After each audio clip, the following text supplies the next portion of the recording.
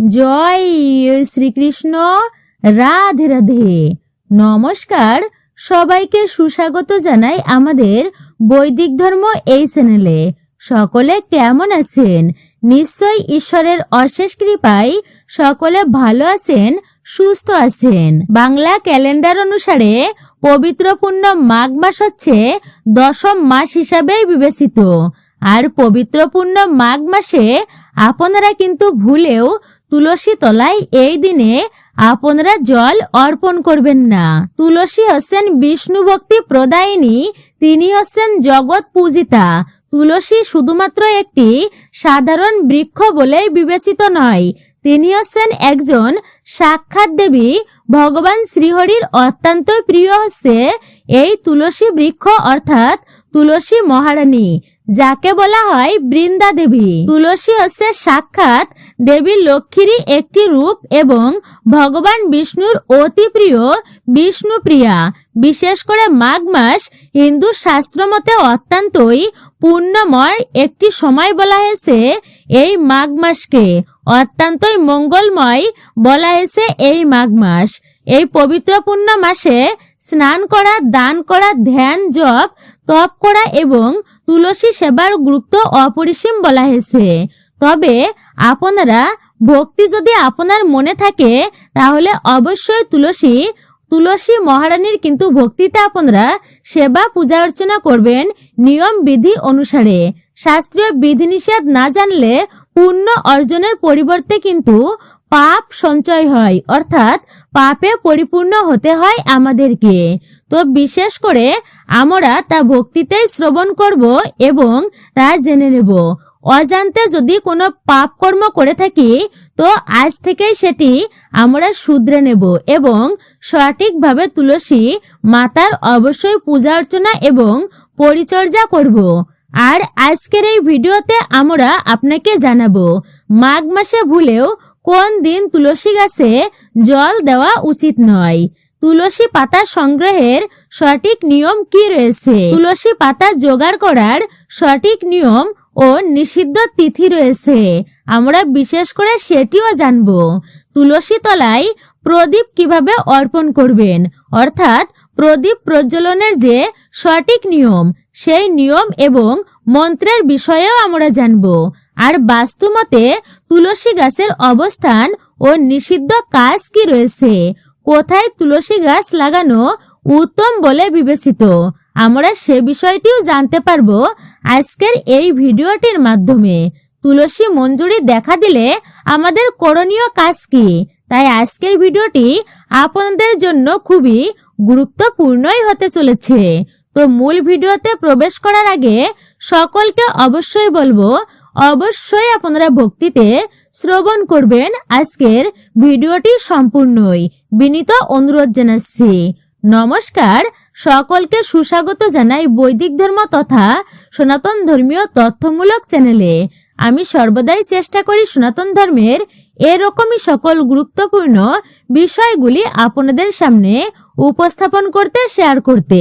তাই আসুন প্রত্যেকে কিছুক্ষণ সময় ধৈর্য ধরে আমরা শ্রবণ করি ভক্তি ও মনোযোগের সহিত আজকের বিষয় প্রসঙ্গে গুরুত্বপূর্ণ তথ্যসমূহ। ভিডিওটি শুরু থেকে শেষ পর্যন্ত ভক্তি, নিষ্ঠা ও মনোযোগের সহিত শ্রবণ করে যদি আপনাদের ভালো লেগে থাকে ভিডিওতে অবশ্যই কিন্তু একটি লাইক করবেন। আর আপনি যদি সনাতনী হয়ে থাকেন বা যে কোনো ধর্মের লোকই হয়ে থাকেন না কেন, অবশ্যই কমেন্টে আপনার মূল্যবান মতামত জানাতে একদমই ভুলবেন না। অবশ্যই কমেন্টে আপনি ভক্তিতে সনাতনীরা অবশ্যই লিখুন জয় মা লক্ষ্মী দেবীর জয়, জয় তুলসী মহারানীর জয়, লিখতে একদমই ভুলবেন না। চ্যানেলে নতুন হলে অবশ্যই চ্যানেলটি সাবস্ক্রাইব করে পাশে থাকার নোটিফিকেশন বেল আইকনটি অবশ্যই অল করে দিবেন। তাহলে চলুন প্রবেশ করা যাক আজকের মূল আলোচনায়। তবে ভিডিও থেকে আপনি নিশ্চয়ই উপকৃত এবং সমৃদ্ধ হবেন আমি আশা রাখছি। তাই স্কিপ করে নয়, সম্পূর্ণ আপনারা শ্রবণ করুন ভক্তিতে। ভিডিওটি যদি আপনার কাছে ভালো লেগে থাকে বা উপকৃত মনে হয় তাহলে অবশ্যই আপনি ভিডিওটি শেয়ার করে দেবেন আপনার নিকট বন্ধু বান্ধব এবং আত্মীয় স্বজনের কাছে। মাঘ মাসকে বিশেষ করে বলা হয়েছে শ্রী মাধবের মাস। এটি ভগবান শ্রীকৃষ্ণের মাধব অর্থাৎ মাঠ সম্পর্কের সঙ্গেই জড়িত, আর মাঠ থেকেই এসেছে মাধব শব্দটি। তাই এই মাসটি বিশেষ করে ভগবান মাধবের মাস হিসেবে বিবেচিত। মা লক্ষ্মী দেবীর মাস হিসেবেও বলে চিহ্নিত রয়েছে এই মাঘ মাসকে। তো মাঘ মাস এতটাই পুণ্য এবং পবিত্রতার মাস। তো এই পুণ্য ও পবিত্রতা তুলসী দেবীর মাহাত্ম্য রয়েছে অত্যন্ত, বিশেষ করে এই মাঘ মাসে। এমনিতেও তুলসী দেবীর মাহাত্ম্য ও গুরুত্ব এমনিতেই সনাতন ধর্মে অত্যন্তই অপরিসীম, অত্যন্তই গুরুত্বপূর্ণ বলা হয়েছে। বিশেষ করে হিন্দু ক্যালেন্ডার অনুযায়ী মাঘ মাস হলো ত্যাগের মাস, ভক্তির মাস, আধ্যাত্মিকতার মাস। এই মাসে ব্রহ্ম মুহূর্তের শয্যা ত্যাগ করে স্নান ও পূজা অর্চনা করার এক বিশেষ বিধান রয়েছে। পদ্মপুরাণে বলা হয়েছে যে মাঘ মাসে যে ব্যক্তি প্রতিদিন নিয়ম মেনে তুলসী তলায় জল দিতে পারে এবং সন্ধ্যায় প্রদীপ দেখাতে পারে, তার পিতৃপুরুষেরা মুক্তি লাভ করে।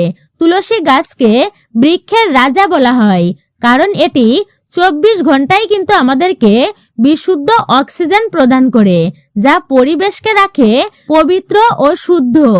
এবং এর আধ্যাত্মিক গুরুত্ব রয়েছে অপরিসীম। আধ্যাত্মিক কম্পন তুলসী গাছের বাড়ির নেতিবাচক শক্তি দূর করে।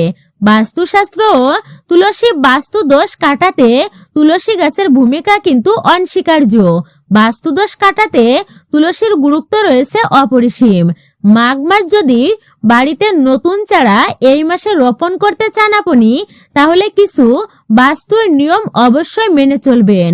সঠিক দিক অবশ্যই নির্ধারণ করবেন।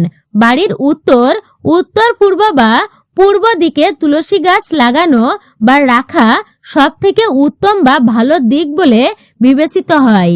কিন্তু আপনারা ভুল করেও কিন্তু দক্ষিণ দিকে কখনোই তুলসী গাছ রাখবেন না, কারণ এটি হচ্ছে যমদেবেরও পূর্বপুরুষদের অর্থাৎ পিতৃপুরুষদের দিক বলেই পরিচিত। দক্ষিণ দুয়ার বিশেষ করে। তাই হচ্ছে আপনারা এই দিকে ভুলেও কিন্তু তুলসী গাছ রাখবেন না। তুলসী গাছের তলায় কখনো জঞ্জাল, নোংরা আবর্জনা, সেরা জুতো চপ্পল বা জুতো চপ্পল, নোংরা জিনিসপত্র, এঠো বাসনপত্র আপনারা কখনোই কিন্তু রাখবেন না। এই ভুলটি আপনারা ভুলেও কিন্তু করবেন না। এই স্থানটি গঙ্গা জল দিয়ে পবিত্র রাখাই উচিত। তুলসী গাছের কাছে কখনোই আপনারা কাঁটাযুক্ত কোনো গাছ ভুল করেও কিন্তু আপনারা লাগাবেন না বা রাখবেন না। তবে তুলসীর পাশে আপনারা শমী বৃক্ষ রাখতে পারেন, এটি অত্যন্তই শুভ বলেই বিবেচিত। তুলসী তলায় বর্জনীয় কাজ রয়েছে, যা ভুলবশত আমাদের করা উচিত নয়। যদি এমন কোনো কার্য কোনো ব্যক্তি করে, তবে তার পূর্ণ ফল ক্ষয় হয় এবং ঘরে অমঙ্গল নেমে আসে। তুলসী গাছের তলায় দাঁড়িয়ে কখনো থুতু, প্রস্রাব ফেলা উচিত নয় বা প্রস্রাব ফেরাও উচিত নয়। কিন্তু কখনোই থুতু ফেলা বা এঁটো বাসনপত্র এবং নোংরা দৃষ্টিতে তাকানো উচিত নয়। এটিকে ঘোর অপরাধের বলা হয়েছে। আর মায়েদের বিশেষ অপবিত্র অবস্থা চলাকালীন অর্থাৎ মাসিক চলাকালীন আপনারা তুলসী গাছ ভুলেও কিন্তু মায়েরা স্পর্শ করবেন না, এটি বলা হয়েছে। এবং জল দেওয়ার কিছু নিষেধ রয়েছে, কারণ এই সময় কিন্তু আপনারা ভুলেও জল অর্পণ করবেন না তুলসী তলায় বিশেষ অপবিত্র অবস্থায়। অবশ্যই এটি আপনারা মাথায় রাখবেন। আর তুলসী গাছের ডাল ভেঙে কখনোই আপনারা কিন্তু দাঁতন বানাবেন না। অবশ্যই কিন্তু মনে রাখবেন, তুলসীর ডালকে কখনোই আপনারা অব্যবহার করবেন না, অর্থাৎ অপবিত্র অবস্থায় আপনারা নোংরা আবর্জনায় এটো জায়গায় তুলসী গাছকে কখনোই আপনারা ফেলবেন না। তুলসী গাছের আশেপাশে আপনারা কখনোই ভেজা কাপড় শুকাতে দেবেন না, কারণ বলা যায় না সেই ভেজা কাপড়ের জল তুলসী মাতার গায়ে লাগতে পারে, আর তাতে আমাদের কিন্তু অপরাধ হয়ে যায়। তাই আপনারা এই কার্যটি করবেন না, এতে দেবীকে অপমান করা হয়। আর বৈজ্ঞানিক ভিত্তিও স্বাস্থ্যগত কিছু উপকারিতা আছে।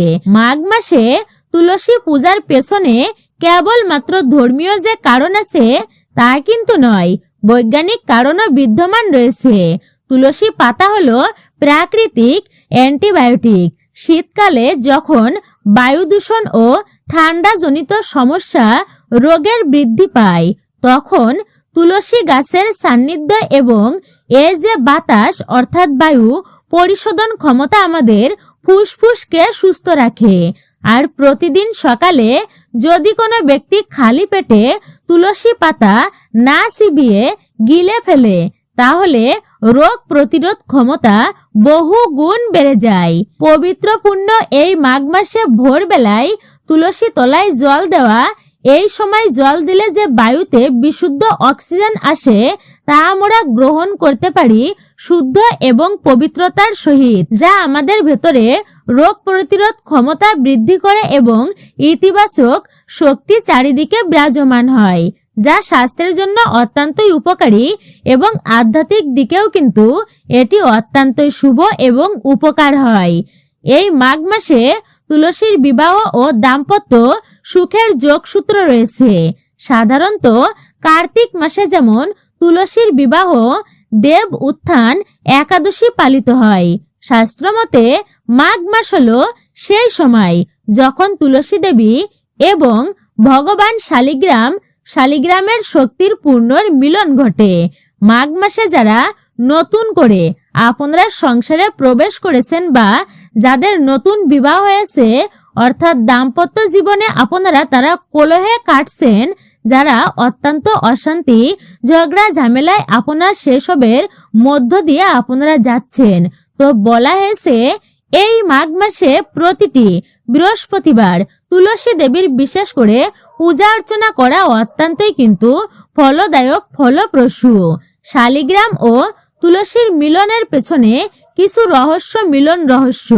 মাঘ মাসে তুলসী গাছের গোড়ায় একটি শালিগ্রাম শিলা স্থাপন করা অত্যন্তই শুভ, কিন্তু বলা হয় শালিগ্রাম হচ্ছে ভগবান বিষ্ণুর নিরাকার একটি রূপ।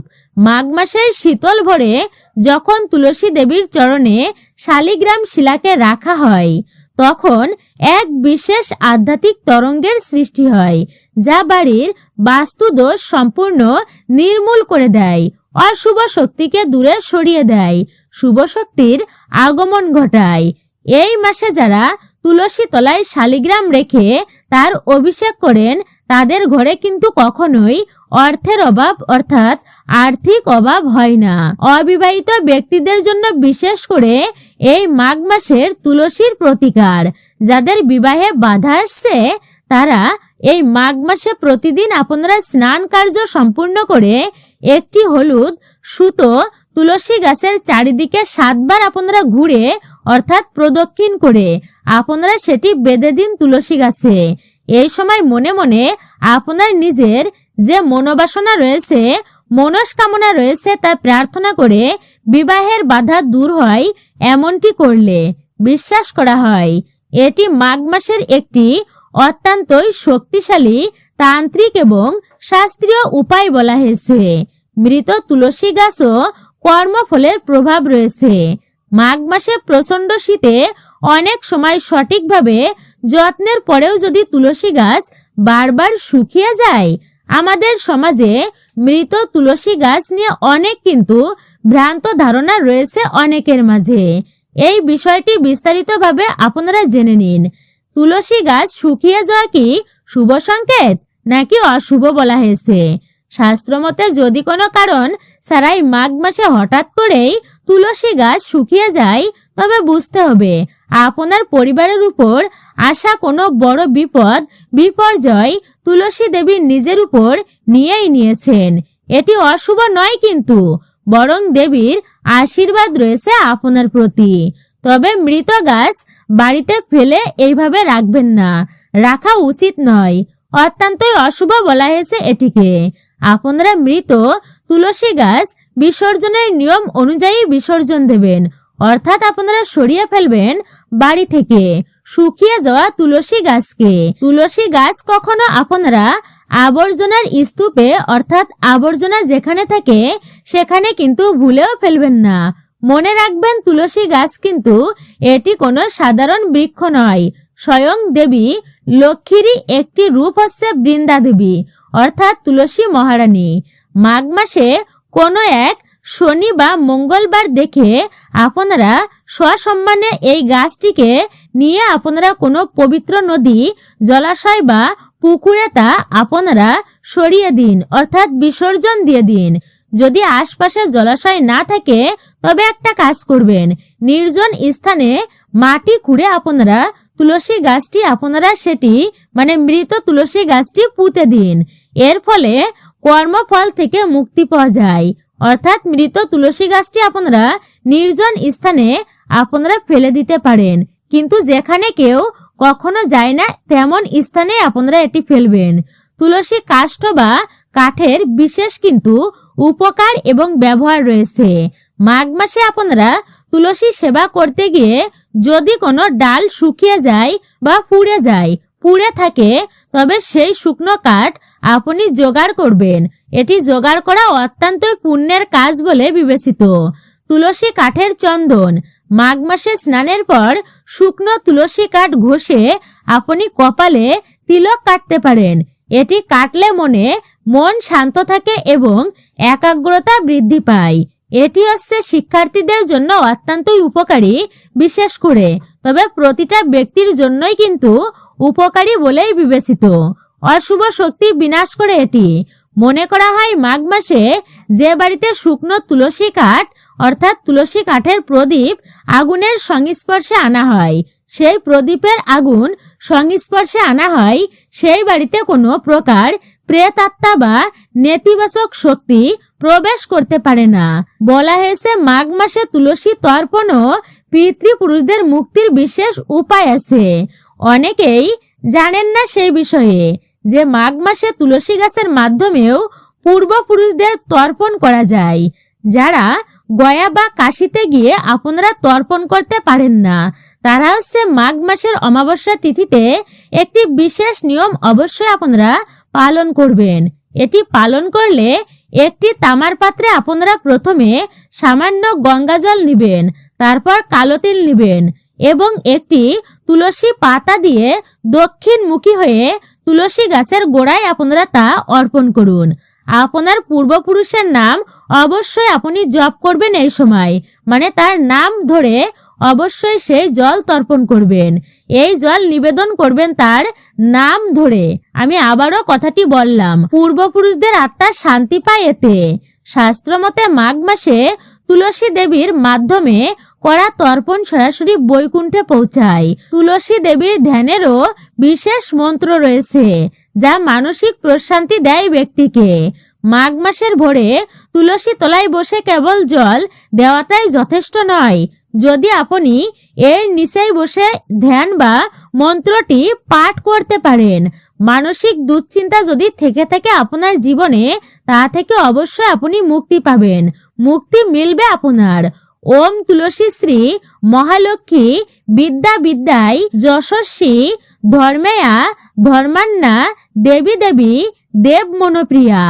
এই মন্ত্রটি জপ করলে মাঘ মাসের ঠান্ডাতেও শরীরের অভ্যন্তরে এক প্রকার আধ্যাত্মিক উষ্ণতা অনুভূত হয়, যা যোগ সাধনার একটি অংশই। মাঘ মাসে তুলসী গাছের বিশেষ পরিচর্যার বিষয়ে বলা হয়েছে। শীতকালে অবশ্যই যত্ন নেওয়া উচিত। বিশেষ করে মাঘ মাসের কনকনে ঠান্ডায় তুলসী গাছ অনেক সময় কালো হয়ে যায় বা পাতা শুকিয়ে ঝরে পড়ে। একে বলা হয় তুলসীর শীত বা ঘুম বা সুপ্ত দশা। এই সময় গাছকে বাঁচিয়ে রাখতে আপনারা অবশ্যই কিছু নিয়ম মেনে চলুন। হালকা গরম জলের ব্যবহার করতে পারেন। খুব ভোরে আপনারা তুলসী তলায় বরফ বা শীতল জল অর্পণ করবেন না, এতে শিকড় ক্ষতিগ্রস্ত হতে পারে। সামান্য রোদে রাখা বা ঈষৎ উষ্ণ গরম জল তুলসী তলায় অবশ্যই দান করা অত্যন্ত শুভ এবং আরামদায়ক বলে বিবেচিত। লাল চুন্ডি বা কাপড়ের আচ্ছাদন। মাঘ মাসের ঠান্ডা হাওয়া এবং কুয়াশা থেকে রক্ষা করতে তুলসী গাছকে পাতলা একটি লাল কাপড়ের ওড়না বা চুন্ডি, আপনারা এটি দিয়ে তুলসী গাছকে ঢেকে রাখবেন। তবে আপনি বিশেষভাবে খেয়াল রাখবেন যেন সেই কাপড়টি ভারী না হয়। এটি কেবল আধ্যাত্মিক সৌন্দর্যই বৃদ্ধি করে না, বরং গাছকে অতিরিক্ত ঠান্ডা থেকে সুরক্ষা দেয়। আপনি তুলসী মহারানীকে যে কাপড়টি অর্পণ করেছেন তা যেন হালকা হয়, কারণ বাতাস চলাচলের সুযোগ আপনারা রাখবেন। তুলসী মঞ্জরি পরিষ্কার করা। তুলসী গাছে যখন মঞ্জরি আসে তখন মনে করা হয় মা তুলসীকে অনেক ভারী ভারী মনে করেন তিনি। শাস্ত্র মতে এই মঞ্জুরি বেশি দিন তুলসী গাছে রাখা উচিত নয়। মাঘ মাসে মঞ্জুরি শুকিয়ে গেলে তা সযত্নে কেটে শ্রীকৃষ্ণের চরণে অর্পণ করুন।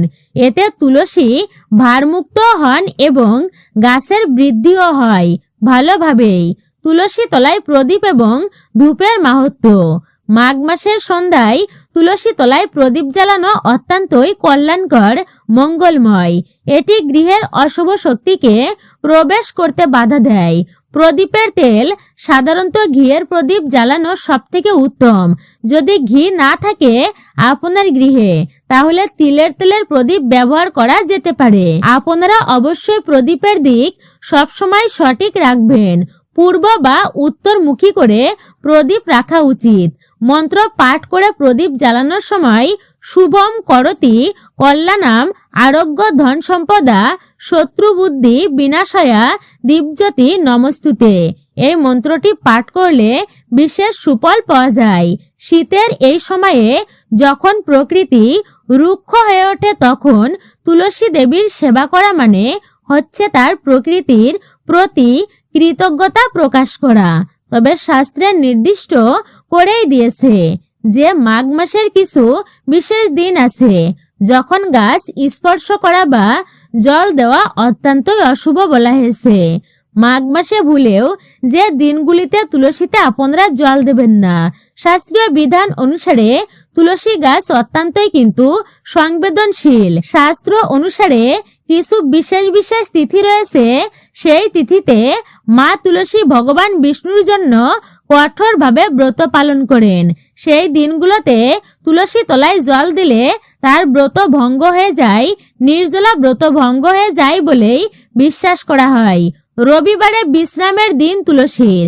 সপ্তাহের 7 দিন, দিনের মধ্যে রবিবার হলো সূর্যদেবের বিশেষ দিন এবং তুলসী দেবীর বিশ্রামের দিন। প্রচলিত ধারণা অনুযায়ী, বিশ্বাস অনুযায়ী রবিবারে তুলসী মা শ্রীহরির ধ্যানে মগ্ন থাকেন। এই দিনে গাছের গোড়ায় জল ঢাললে তার ধ্যান ভঙ্গ হয়। মাঘ মাসের কনকনে শীতে, যাকে বলা হয়েছে মাঘের শীতে কাঁপে বনের বাঘ, তো মাঘ মাসে প্রচন্ড শীত পড়ে। আর সেই শীতে অর্থাৎ মাঘ মাসের শীতের রবিবার, তো আপনারা ভুলেও বিশেষ করে এই দিন কিন্তু তুলসী তলায় জল অর্পণ করবেন না। তুলসী তলায় এই দিনে অর্থাৎ কনকনে শীতে, বিশেষ করে রবিবারে তুলসী তলায় যদি জল অর্পণ করেন তো বলা হয়েছে তুলসী গাছের ক্ষতি হওয়ার সম্ভাবনা থাকে। আর রবিবারে তো বিশেষ করে তুলসী মা ভগবান শ্রীহরির জন্য উপবাস ব্রত পালন করে। তাই শাস্ত্রমতে রবিবারে জল অর্পণ করলে গৃহস্থের উন্নতিতে বাধাগ্রস্ত হয় এবং দারিদ্রতা নেমে আসে। একাদশী তিথি বলা হয়েছে। একাদশী তিথি নির্জলা উপবাসের দিন। মাঘ মাসের শুক্ল ও কৃষ্ণ পক্ষ উভয় পক্ষের একাদশী তিথি অত্যন্তই কিন্তু গুরুত্বপূর্ণ। পৌরাণিক কাহিনীতে তুলসী দেবী এই তিথিতে বিষ্ণুপ্রিয়া হিসেবে নির্জলা উপবাস পালন করেন। আপনি যদি এই দিনে তুলসী গাছে জল দেন তো বলা হয়েছে তার উপবাস ভঙ্গের অপরাধ আপনার উপরেই বর্তাবে। শাস্ত্রে বলা হয়েছে একাদশীতে তুলসী গাছে জল দেওয়া মানেই হলো নিজের ভাগ্যের পথ রুদ্ধ করা, অর্থাৎ বন্ধ করা। দ্বাদশী তিথিতে অনেকেই জল অর্পণ করে, যে একাদশীতে তো জল দেয়নি, তো দ্বাদশীতে প্রচুর পরিমাণে জল অনেকেই দেন। দ্বাদশী তিথিতে বিশেষ করে আপনারা জল দেবেন না তুলসী তলায়। তবে যদি আপনারা জল অর্পণ করেন তাহলে ভোরবেলায় অর্পণ করবেন। তবে বলা হয়েছে দ্বাদশী সকালে দেবী যখন উপবাস ভঙ্গ করেন তখন অতিরিক্ত জল দেওয়া একদমই অনুচিত। সূর্যাস্তের পর তো একদমই জল দেওয়া উচিত নয় তুলসী তলায়। সূর্যগ্রহণ, চন্দ্রগ্রহণ, অমাবস্যা, পূর্ণিমা তিথিতেও জল অর্পণ করা উচিত নয়।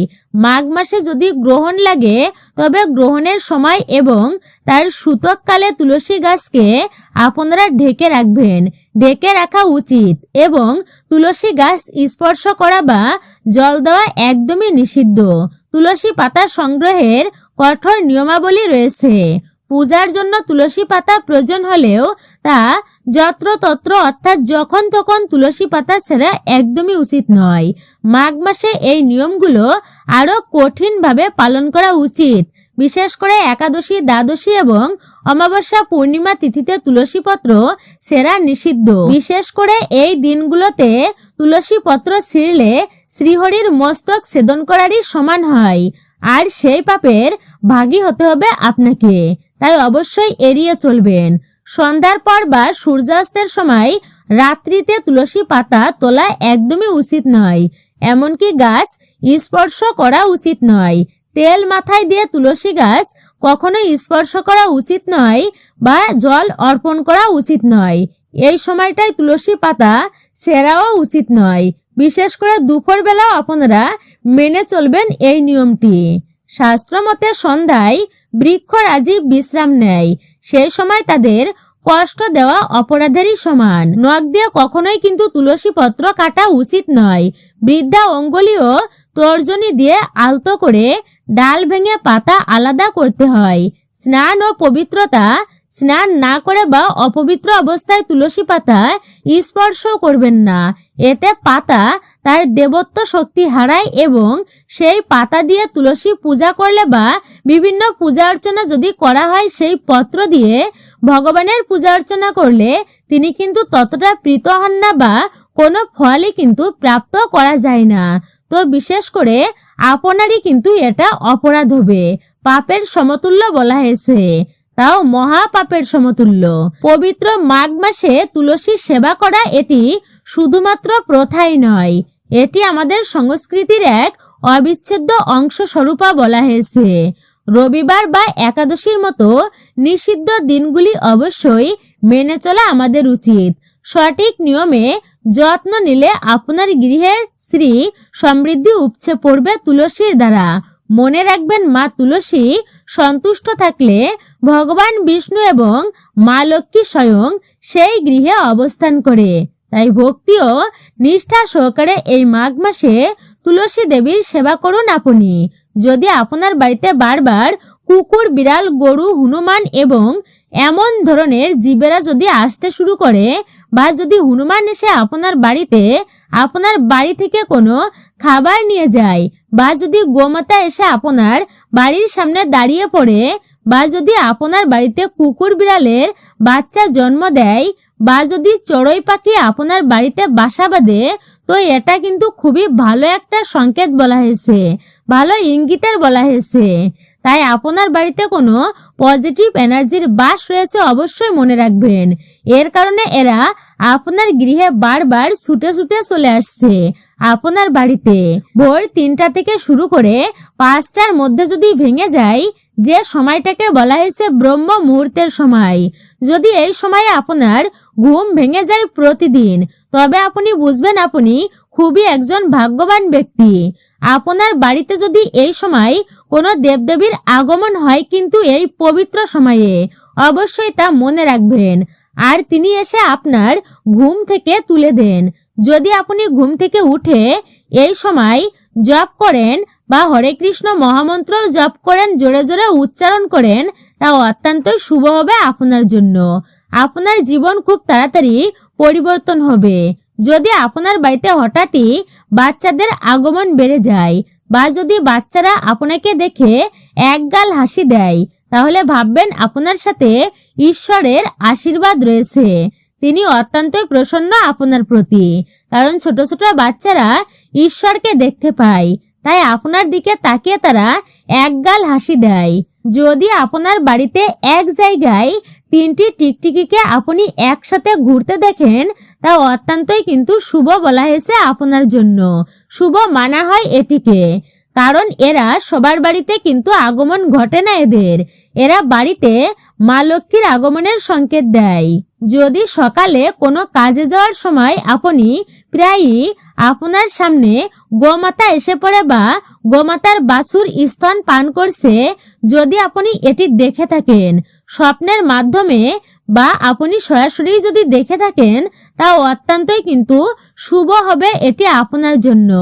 এটি কোনো দেবদেবীর আপনার গৃহে আগমন বার্তাকেই বোঝায়। তবে কিছু নিয়ম মান্য করলে ভগবান তার প্রতি অবশ্যই প্রসন্ন হয়, আর ভগবান প্রসন্ন হলে সে যা প্রাপ্ত করতে চায় তা কিন্তু সে প্রাপ্ত করতে পারে। জীবনে সুখ সমৃদ্ধি অবশ্যই আসে।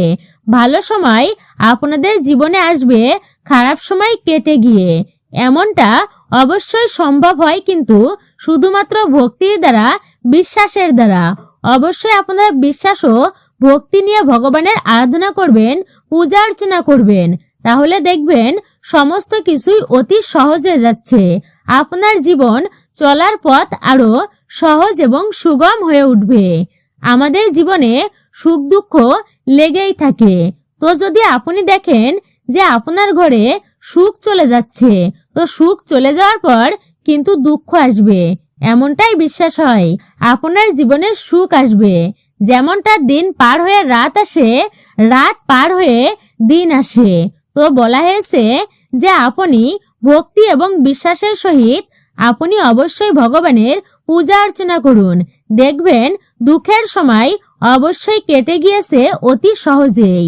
দুঃখের সময় কাটানো অনেক কষ্টকর হয়, কিন্তু এই সময় কিছু সংকেত প্রাপ্ত হয় যা দেখে আপনি সহজেই বুঝতে পারবেন যে আপনার ভালো সময় কখন আসতে চলেছে। যা দেখে অবশ্যই আপনি বুঝতে পারবেন যে আপনার ভালো সময় এখন আসতে চলেছে। অবশ্যই আপনারা ভক্তিতে শ্রবণ করুন সম্পূর্ণ ভিডিওটি। চোখের কোণে অর্থাৎ চোখ দিয়ে যদি জল পড়তে শুরু করে বা পূজা করার সময় যদি আপনার মনে হয় যে তিনি আপনাকে দেখে হাসছেন, তো এটা কিন্তু খুবই ভালো সংকেত মানা হয়েছে। এর মানে ঈশ্বর আপনার উপর খুবই প্রসন্ন, আপনার জীবনে ভালো সময় খুব তাড়াতাড়ি আসবে। যদি আপনার বাড়িতে হঠাৎই কালো পিঁপড়ার আগমন বেড়ে যায়, তো বুঝবেন আপনার বাড়িতে মা লক্ষ্মীর আগমন হবে, ফলে টাকা পয়সা জনিত সমস্ত সমস্যা আপনার জীবনে আর থাকবে না। পিঁপড়াদের প্রণাম করে তাকে আটা ও চিনি মিশিয়ে খাবার খেতে দিন। যদি আপনার বাড়িতে বারবার কুকুর, বিড়াল, গরু, হনুমান এমন জীবেরা আসতে শুরু করে, যদি হনুমান এসে আপনার বাড়ি থেকে কোনো খাবার নিয়ে যায়, যদি গোমাতা এসে আপনার বাড়ির সামনে দাঁড়িয়ে পড়ে, বা যদি আপনার বাড়িতে কুকুর বিড়ালরা বাচ্চা দেয়, বা যদি চড়ুই পাখি আপনার বাড়িতে বাসা বাঁধে, তো এটি কিন্তু খুবই শুভ মানা হয়েছে এবং ইতিবাচক ইঙ্গিত দেয় বলেই বিবেচিত হয়। এরই সাথে পজিটিভ শক্তি বাস রয়েছে, এর কারণে এরা আপনার বাড়িতে বারবার চলে আসছে। আপনার ঘুম যদি ভোর 3টা থেকে 5টার মধ্যে হয়, তো আপনি ভাববেন আপনি কিন্তু খুবই ভাগ্যবান একজন ব্যক্তি। আপনার ঘুম যদি প্রতিদিন ভোর 3টা থেকে 5টার মধ্যে ভেঙে যায়, এটি কিন্তু কোনো নিছক কারণ নয়। আপনি অবহেলা করবেন না, তবে বুঝবেন আপনি খুবই একজন ভাগ্যবান ব্যক্তি। দেবদেবীরা অবশ্যই আপনার গৃহে তাদের আগমন ঘটেছে এবং আপনাকে সর্বদিক থেকে তারা রক্ষা করছে, এটি তারই ইঙ্গিত। তিনি এসে আপনার ঘুম থেকে তুলে দেন। যদি আপনি ঘুম থেকে উঠে সেই সময় জপ করেন, তবে জীবনে খুব সহজেই উন্নতি করতে পারবেন এবং আধ্যাত্মিক উন্নতি বিশেষ করে আপনার হবে। জীবন খুব তাড়াতাড়ি পরিবর্তন হবে। আপনার বাড়িতে যদি হঠাৎই বাচ্চাদের আগমন বেড়ে যায়, যদি বাচ্চারা আপনাকে দেখে হাসি হেসে দেয় এক গাল, তাহলে আপনি বুঝবেন ঈশ্বরের আশীর্বাদ রয়েছে আপনার প্রতি। ছোট্ট ছোট্ট বাচ্চারা তারা কিন্তু ঈশ্বরের দর্শন পায়, তাই আপনার দিকে তাকিয়ে তারা এক গাল হাসি দেয়। মাঘ মাস নামটি এসেছে মঘা নক্ষত্রে সূর্যের অবস্থান থেকে। মাঘ মাসে ভগবান বিষ্ণু, সূর্য দেবতা ও গঙ্গা নদীকে পূজা অর্চনা করা হয়। মনে করা হয় এতে পাপ নাশ হয়।